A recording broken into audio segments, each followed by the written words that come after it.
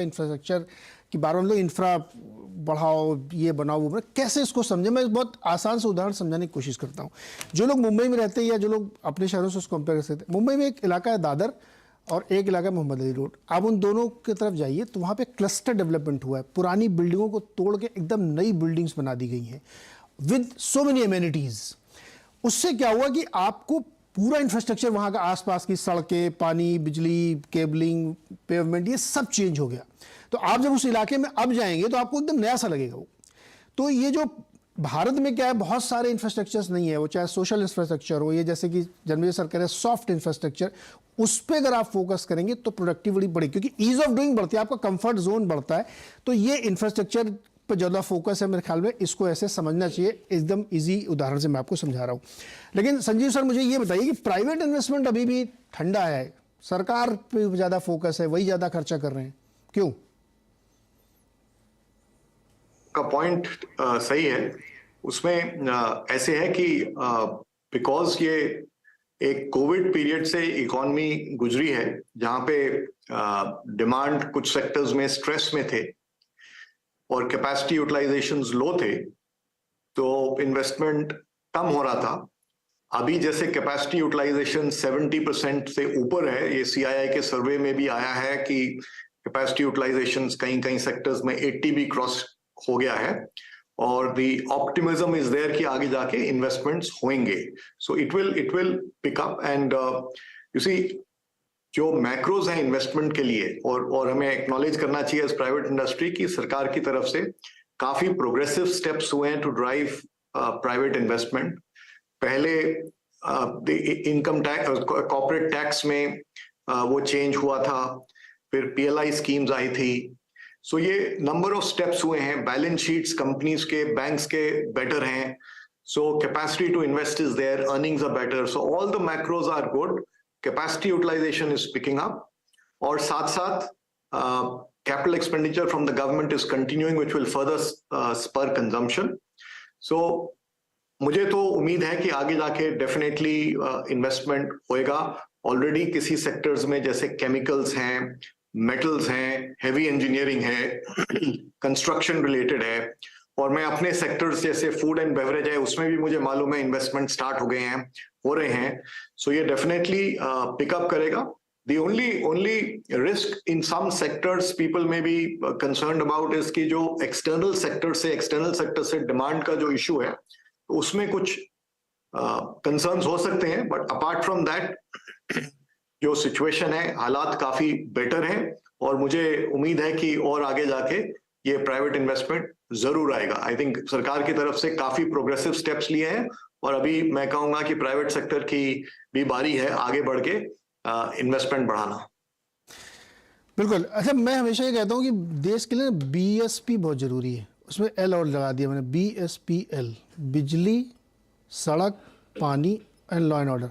इतना काम सरकार कर दे, बाकी सब प्राइवेट करेंगे। मैं इसको इसलिए कह रहा हूँ, देखिए जन्मेजय सर बैठे हुए, पूरी सर, हम बहुत सीनियर लोग हैं, तो जानते हैं रोड का जो इंफ्रास्ट्रक्चर नेटवर्क देश में क्रिएट हुआ है ना, उसने आपकी मोबिलिटी बढ़ा दी है। Road is nothing but extension of your legs, कि आप कितनी तेज़ी से मूव कर पाते हैं, और उस मूवमेंट के साथ आपके साथ एक पावर जुड़ी हुई, एनर्जी आपको मूव कराने के लिए ज़रूरी है, और फिर उसके लिए आपको पैसे चाहिए।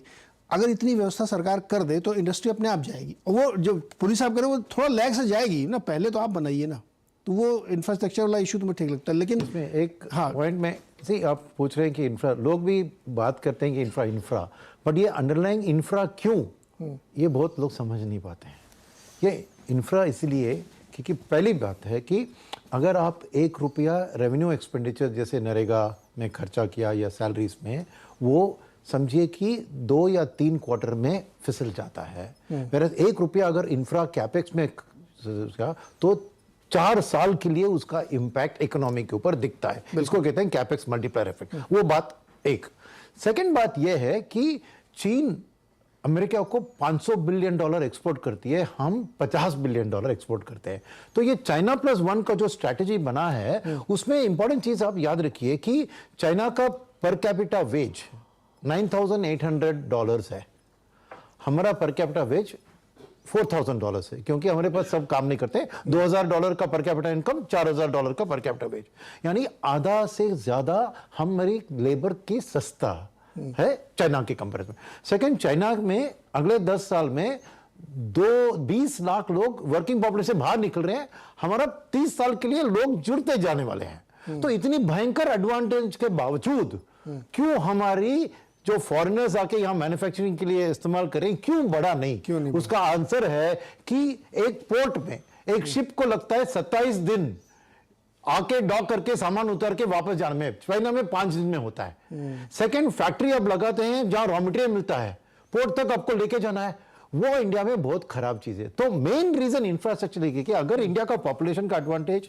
और लैंड का अवेलेबिलिटी का एडवांटेज उठाना है, तो हमें ये रोड, रिवर, ये जो ट्रांसपोर्टेशन होता है गुड्स का, अगर उसको हम फास्टर स्पीडर में नहीं करते हैं तो कोई फॉरेनर यहां के मैन्युफैक्चर नहीं करेगा।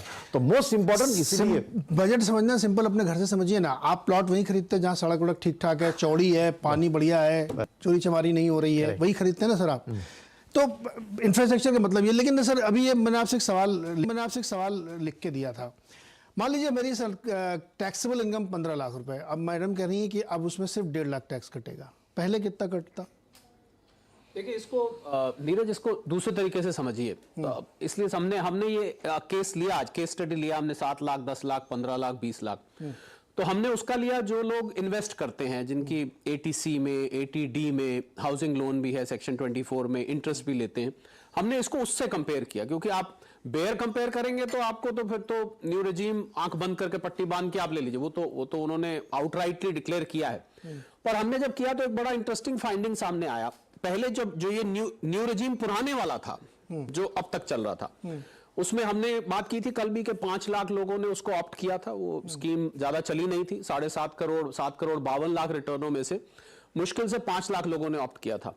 और हमने इसको, क्योंकि टैक्स गुरु में हम तो डाइसेक्ट करते रहते हैं, तो हमने ये डाइसेक्ट किया कि जब आपकी 15 लाख से ऊपर की इनकम होती थी, तब जाके वो कहीं फायदा उसका दिखना शुरू होता था।